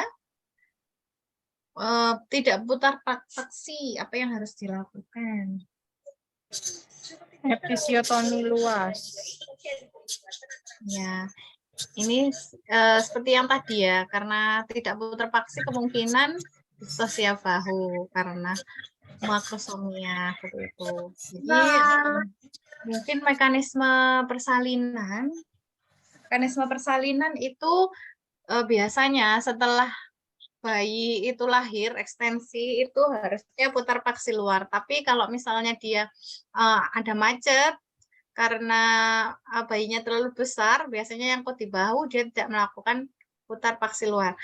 Kadang mekanisme persalinan ini juga kadang ditanyakan step-stepnya. Misalnya bayi itu setelah fleksi harusnya apa, itu kadang juga ada pertanyaan seperti itu. Nah, ini distosia bahu. Ini penyebab antepartumnya karena bayinya makrosomi, ibunya obesitas, diabetes gestasional, seperti itu. Nah, akhirnya di intrapartumnya, di persalinan, akhirnya kala 2-nya memanjang atau persalinannya terhambat seperti itu. Ini yang helper tadi ya, ada 2 penolongan alarm yang langsung microbed, ada yang helper pakai episiotomi dulu. Jadi ini karena nggak ada jawabannya microbed, jadi episiotomi luas. Nah, ini ada soal angka-angka, kita langsung aja baca soalnya. Jadi di soal ini tanya kapan posmatur seperti itu. Kira-kira kapan posmaturnya? Taksiran persalinannya 1 Juli. 16 Juli. Ya, jadi berarti kalau 1 Julinya taksiran persalinan, berarti 1 Juli itu usia kehamilannya berapa? 40. Ya, betul, 40 minggu ya. Dia itu dikatakan posmatur itu di atas kehamilan 43 minggu, seperti itu ya. Jadi karena dia 40 minggu, kita kasih kesempatan di atas 42 minggu. Berarti 42 minggunya itu kan ditambah 14 hari ya. 14 hari. Berarti hari ke 15 itu masih ini ternyata ya, masih postterm. Masih preterm, masih postdate ternyata. Jadi posttermnya betul tadi 16 Juli berarti. Karena kalau postterm kan masuk 43 minggu. Di atas 42 minggu kalau postterm. Berarti harus minimal 15 hari. Ini nanti ini ya, apa namanya? teman-teman mungkin catat yang ada yang di ini di apa namanya direvisi tadi adanya tuh enggak atau diingat-ingat sendiri nanti ya mungkin ya atau ya lanjut ke soal nomor 33 ini posisinya di BBM ini sudah pemberian oksitosin kedua dilakukan PTT selama 15 menit tapi plasentanya nggak lahir. Terus injeksi oksitosin kedua 10 menit setelah Pasang infus dan rujuk. tindakan segeranya apa? Pasangin Ya, sang infus dan rujuk. Rujuk ke rumah sakit. Rujuk apa plasenta manual? rujuk Bu karena di BPM. Oh iya. Di BBM kan boleh Mbak plasenta manual. Plasenta manual, Bu. Plasenta belum lepas, dicoba plasenta manual dulu, Bu. Takut perdarahan, Bu. Dirujuk aja. Kata kuncinya apa dulu kata kuncinya? Plasenta belum lepas dan tidak ada tanda-tanda pelepasan plasenta. Selama Nah. 30 menit. Ya, sip, betul. Kata kuncinya udah betul ya, ada tanda-tanda pelepasan plasenta. Jadi sebenarnya tata laksana untuk retensio plasenta itu kita bagi menjadi dua. Indikasi manual plasenta sama plasenta nggak ada perdarahan. Tadi di kasus itu kan plasentanya nggak ada perdarahan. Gitu. Nah, indikasi dilakukan plasenta manual itu jika terjadi pendarahan. Itu boleh langsung dilakukan manual. Jadi sebenarnya plasenta manual itu boleh dilakukan di Vaskes 1. Itu ada pedomannya di PN. Tapi kalau misalnya di plasenta itu nggak mengalami perdarahan setelah injeksi oksi kedua, itu curiganya ke plasenta akreta, perlekatannya terlalu dalam sehingga walaupun diberikan oksitosin sebenarnya kan tanda-tanda perdarahan itu adalah salah satu tanda-tanda pelepasan plasenta ya gitu. Jadi takutnya kalau nggak ada perdarahan berarti plasentanya di atas itu terlalu lekat, belum lepas gitu. Jadi nggak boleh dilakukan tata laksana di plasenta manual gitu. Jadi harus dirujuk gitu. Tapi kalau ada tanda-tanda lepasnya plasenta, misalnya perdarahannya hebat, boleh langsung dilakukan plasenta manual.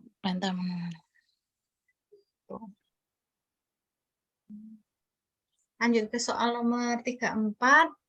Ini ibunya mengeluh nyeri kepala hebat, penglihatan kabur. Sekarang di BPM. Asuhan kebidanan yang tepat. Rujuk dengan prinsip bakso kuda. Ya, langsung tepat ya, karena yang ditanyakan yang tepat. Berarti langsung ya rujuk. Oke, langsung ke nomor 35. Ini lahirnya di BPM juga. Ini plasentanya lahir lengkap, kontraksi kuat, TFU 2 jari pusat, perdarahan aktif, BB bayinya 4.500, terdapat laserasi di mukosa vagina, vulva bagian depan, kulit, atau perineum, hingga sphincter anus eksterna. Apa tindakan yang dilakukan oleh bidan? Nah, ini ada dua kayaknya. Antara rujuk sama penjahitan deh. Persiapan rujukan, Bu. Repair. Kira-kira Antara repair apa kalau rujuk? laserasinya ini berapa ini? Rujukan. Derajat 4. Sprinterani soalnya. Derajat 4. Kalau misalnya derajat 4, kalau di BPM? Rujuk. Nggak boleh dirujuk. Rujuk, iya. Jadi sebenarnya kalau yang kasus tadi itu derajat 3. Jadi cuma sampai sphincter ani. Kalau derajat 4 itu sampai rektum. Iya. Ya, betul ya. Ya. Jadi Kalau derajat 3 sama derajat 4, kalau di fase 1 nggak boleh dilakukan heading oleh bidan, bukan kewenangan. Jadi betul tadi jawabannya dilakukan rujukan. Lanjut ke soal nomor 36. Ini pasiennya di BBM. Datang kenceng-kenceng, mengeluarkan cairan jernih. Pembukaannya 8. Teraba tali pusat di samping kepala. Diagnosis yang tepat pada kasus Tali pusat penumbung. menumbuk. Apa terkemuka? Menumbung. Menumbung ya. Kata kuncinya apa? Tali Di atas pusat di kepala, samping di samping kepala. kepala. Di Terus samping ada kepala. lagi? Bisnya 3 kali 10, 45. Aktif, ketuban negatif. Ya. Jadi bedanya tali pusat menumbung sama tali pusat terkemuka itu bedanya ada di ketubannya sebenarnya. Sama-sama tali pusatnya ada di bawah. Cuma kalau tali pusat menumbung itu ketubannya sudah pecah. Tapi kalau tali pusat terkemuka itu ketubannya masih utuh. Oh, termuka berarti. Termuka. Gitu. Jadi karena di pasien tadi ini pembukaannya kan 8 tapi ketubannya udah pecah gitu. Jadi yang lebih tepat tali pusat menumbung, betul. Ini untuk tata laksana di fase 1 ya, tali pusat menumbung, prolaps tali pusat. Lanjut ke soal nomor 37. Ini ke bidan praktek mandiri.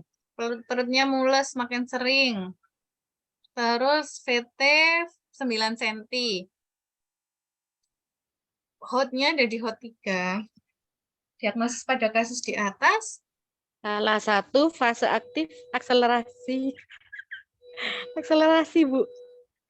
Akselerasi. Kata kuncinya? Pembukaan 9, ketuban selaput ketuban masih utuh, hotnya 3. Ya, benar. Oh, akselerasi. Jadi kalau misalnya di fase aktif itu dibagi menjadi 3 lagi. Jadi fase aktif akselerasi itu kalau di fase dia masih pembukaan 3 sampai 4 cm. Dilatasi maksimal itu pembukaan 4 sampai 9 cm. Tapi kalau mulai 9 ke 10 itu disebut fase deselerasi. Karena pasien tadi ditemukan pembukaan 9, jadi lebih ke deselerasi. Jadi kalau yang dilatasi maksimal itu bukannya kita batasi sampai 8 biasanya. Kalau mulai 9 ke atas itu biasanya jawabannya deselerasi. Berarti jawabannya Bu deselerasi. Fase aktif deselerasi ya. Oke. Lanjut ke soal nomor 38. Ini ibunya di BPM. Ambil anak kedua, mengeluh ingin BAB, keluaran dari darah dari jalan lahir. TFU-nya 30. Memimpin kala 2. Oh, beneran. Tidak teraba. Aku lebih suka mager di rumah. Porsio tidak teraba, berarti Sudah pembukaan lengkap. pembukaan Kalau dari penurunan atau hotnya? hot 3 plus. Hot 3 ya. Miring kiri. Miring kiri berarti. Miring kiri. Miring kiri. Ya, karena masih penurunannya masih tinggi, terus masih hot betul. Berarti lebih dianjurkan ke posisi miring kiri. Jadi ini nanti juga ada, biasanya juga kadang ada ditanyakan posisi-posisi untuk melahirkan. Jadi banyak macam posisi untuk melahirkan, keuntungannya, kerugiannya biasanya ditanyakan seperti itu. Nanti bisa dibaca-baca. Nah, lanjut ke soal nomor 39. Ini ibunya sekarang Kecuali. kecuali. Asuhan kelas 1 kecuali. Mengajarkan cara menyusui. Tadi ya kelas 1 sudah sempat disinggung ya, kecuali memang mengajarkan cara menyusui.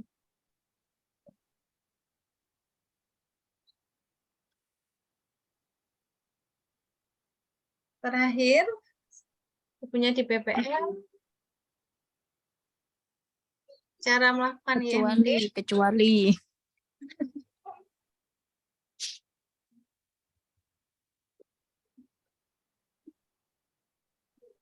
Yang enggak deng. Segera kecuali dikeringkan kecuali telapak tangan. ME dengan cara Yang ada skin to skin contact.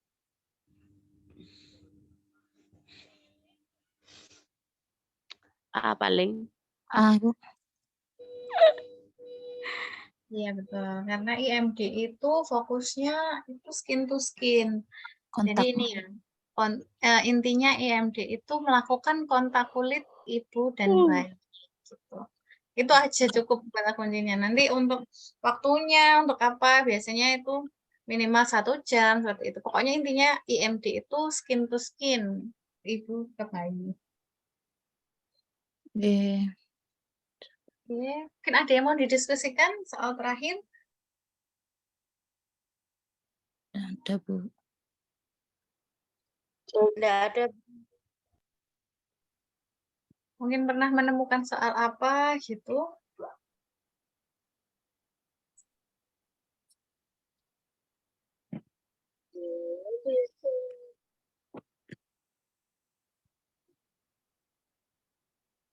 Oke. Pas sudah cukup untuk hari ini? Cukup, Ibu. Baik. Cukup bikin pusing. Bikin pusing ya? Masih 2 askep. Soalnya banyak yang menjebak, Bu. Sebelumnya di ini ya, Bu. Kirim ya, Bu ya. Semangat, masih 2 askep. Biasanya memang harus lebih banyak, harus lebih sering latihan soal. Jadi lebih ke gambar tipe-tipe soalnya seperti itu. Karena memang kalau misalnya dilihat sekilas ya, ini alhamdulillahnya ini mbak-mbak semuanya ini mempersiapkan dari dini gitu kan. Coba nanti kalau misalnya langsung datang ini kok ujian terus lah ini kok jawabannya sama semua gitu malah bingung nanti ya Mbak. Bu, boleh tanya, untuk Iya, yang silakan. TTGO itu apa ya, Bu? Pemeriksaan TTGO. TTGO itu pemeriksaan gula darah, tapi pemeriksaannya ini diberikan glukosa 50 mg. Jadi dia ibunya diminta makan gula seberat 50 mg, terus setelah itu dicek gulanya gitu. Setelah makan itu berapa lama jedanya dari diperiksa, Bu? Itu biasanya langsung ya. Jadi ada TTGO itu ada beberapa tahap. Jadi kalau nggak salah itu 3 hari. Jadi TTGO yang pertama itu di hari pertama itu dicek, terus kembali lagi ke hari ketiga juga sama, cuma gulanya lebih banyak kalau hari ketiga itu 90. Nah nanti dicek gulanya gitu. Nah ada nilai-nilai TTGO yang lebih itu yang mengindikasikan dia itu resiko atau mengalami diabetes mellitus gestasional gitu. Ya, terima kasih ya, Bu. Iya, sama-sama, Mbak. Mungkin ada yang mau didiskusikan lagi? Sampun, Ibu. Ampun ya. Cukup. Oke. Terima kasih untuk pertemuan hari ini. Nanti kita sharing-sharing aja selama pertemuan berikutnya. Nanti kalau misalnya ada yang soal-soal yang mau didiskusikan, nanti boleh japri Mbak adminnya nanti supaya nanti Mbak adminnya mungkin kasih nomor saya, nomor WhatsApp saya. Nanti kalau saya lagi longgar, nanti insya Allah saya pasti balas. Itu ya Mbak. Jadi udah nggak apa-apa, santai aja, kita di sini sharing-sharing bareng. Nggih, Bu. Terima kasih, saya tutup pertemuan hari ini. Semoga pertemuan hari ini bermanfaat untuk saya khususnya dan kita semua, supaya semoga usaha ikhtiar kita nantinya bernilai, mendapatkan apa yang kita cita-citakan semuanya. Amin. Oke, saya tutup ya. Wassalamualaikum warahmatullahi wabarakatuh. Waalaikumsalam warahmatullahi wabarakatuh. Terima kasih, Mbak. Izin live ya, Mbak. Nggih. Oke, Bu.